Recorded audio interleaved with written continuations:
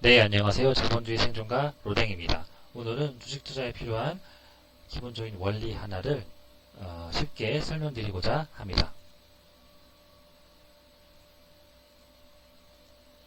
오늘 말씀드릴 거는 현대 포트폴리오 이론에 대한 핵심적인 내용, 원리 한 가지입니다. 이런 격언 많이 들어보셨을 거예요. 계란을 한 바구니에 담지 마라. 왜 한 바구니에 담으면 안 될까요? 한 바구니에 담게 되면은 만약에 그 바구니를 엎었을 때 안에 들어있는 모든 계란이 깨지기 때문입니다. 그런데 바구니를 나눠서 담으면 한 바구니에 있는 계란이 깨지더라도 다른 바구니에 있는 계란은 살아있기 때문에 그 깨질 수 있는 위험을 분산할 수 있죠. 투자도 마찬가지로 한 종목에만 몰빵해서 투자하는 것이 아니라 여러 가지 종목에 나누어서 투자한다 하면은 손실이 날 수 있는 위험을 분산할 수 있습니다. 자, 그런데 투자를 잘하는 사람들은 소수 종목에 집중해서 수익을 더 극대화하라고 합니다. 오히려 분산 투자가 더 수익률을 낮춘다고 말을 합니다. 물론 맞는 말입니다. 그런데 여기서 말하는 분산 투자는 단순히 그저 여러 가지 종목에 나눠서 투자하는 것을 말합니다. 분산 투자도 돈이 되게 할 수 있습니다. 어떻게 하면요? 잘하면 말입니다. 자, 그래서 분산 투자를 하는 원리 중에 하나, 어떻게 하면 잘할 수 있을지 그거에 대한 얘기를 말씀드리고자 합니다. 그래서 말씀드릴 오늘의 주제는 바로 현대 포트폴리오 이론, 모던 포트폴리오 티어림의 핵심적인 내용 한 가지입니다.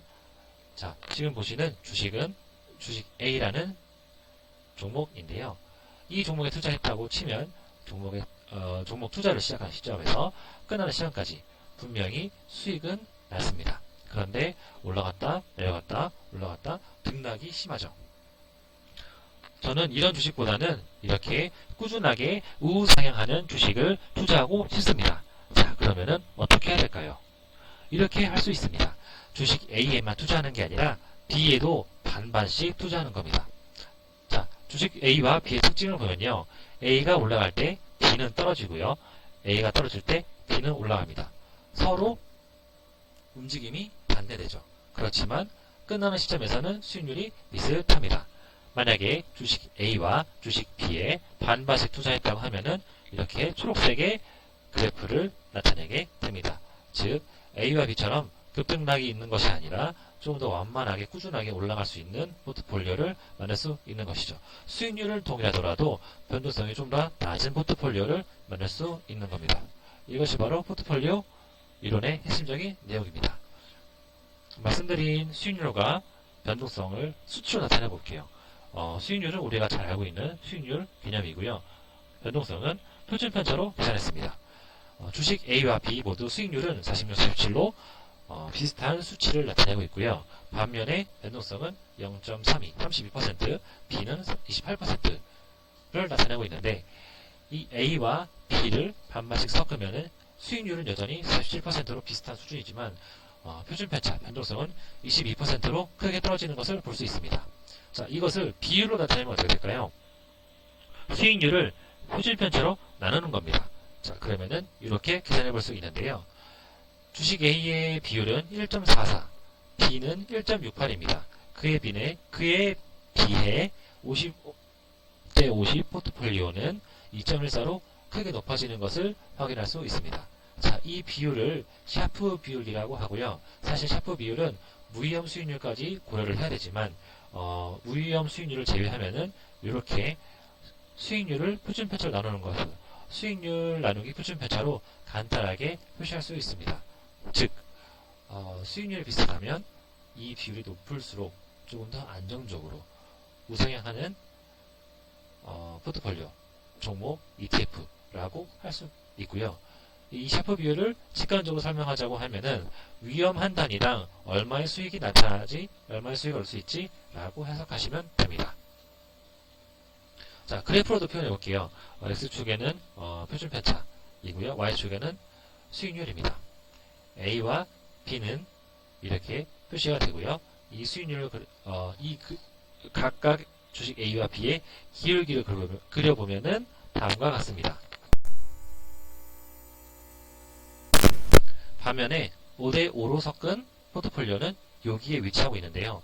이 세 개의 기울기 중에서 단연코 5대5가 높은 것을 알 수 있습니다. 이 기울기를 계산하는 수식을 살펴보면 분모의 표준변차, 분자의 수익률, 즉 앞에서 봤던 셰프 비율과 동일하다는 것을 알 수 있습니다. 따라서 우리가 투자하고자 하는 여러 가지 안들을 이렇게 다 점을 찍어보고 기울기가 가장 높은 친구를 선택하면 되는 거죠.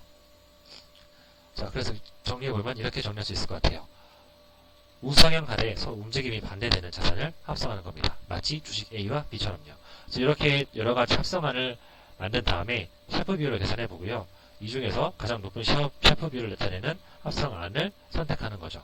단 샤프 비율도 완벽하지는 않습니다. 특히나 샤프 비율 계산할 때 과거 데이터를 기반으로 하는데 과거의 추세가 미래의 성과를 보장하지는 않는다는 점, 그리고 상반되는 움직임을 보이는 자산이라도 특정한 시점에서는 같은 움직임을 보일 수 있기 때문에 우리의 계산이 틀릴 수도 있다는 점, 그리고 샤프 비율도 한계가 있기 때문에 만능은 아니라는 점 꼭 기억하시기 바랍니다.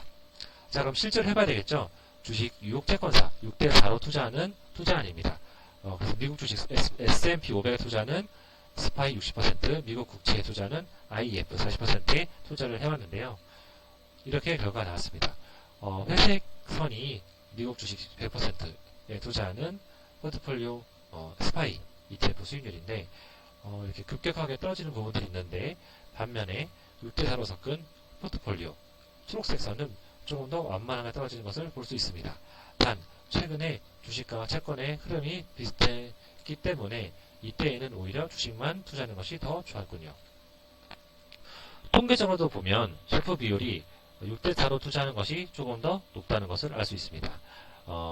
미국 주식 100% 투자하는 스파이에는 셰프 비율이 0.38인 반면에 6대4로 투자하는 포트폴리오의 셰프 비율은 0.53으로 조금 더 높다는 것을 체크할 수 있죠. 물론 수익률은 스파이 7.5% 대비 6대4로 섞은 6.5%가 좀 더 낮긴 하지만 표준 편차가 더 크게 줄어들었기 때문에 이런 결과가 나온 겁니다. 자, 그러면 실제 투자에 적용해 봐야 되겠죠. 이미 ETF 같은 경우에는 여러 가지 종목들이 분산돼서 투자되어 있기 때문에 ETF를 고를 때 이 샤프 비율을 적용한다 하면은 조금 더 좋은 종목을 고르는 기준으로 만들 수 있어요. 제가 부자가 된 청년들 카페에 올려드린 코드를 통해서 종목별로 샤프 비율을 계산할 수 있어요. 이렇게 매트릭스에 보면은 샤프 비율이 있기 때문에 이 샤프 비율을 종목들별로 비교해서 조금 더 좋은 종목을 고르는데 사용하시면 도움이 될 것 같습니다.